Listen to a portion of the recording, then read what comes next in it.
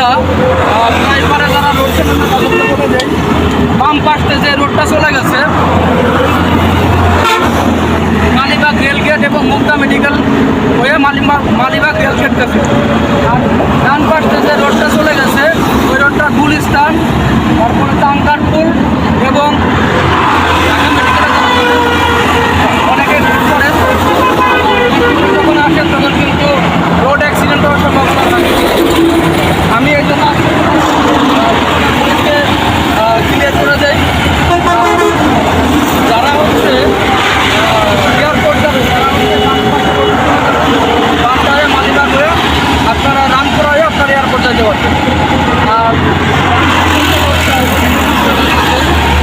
বন্ধ বাসগুলো যাইতেছে গুলিস্তান প্লাস হচ্ছে ঢাকা মেডিকেল হয়ে এবং নীলক্ষেত এবং এদিকে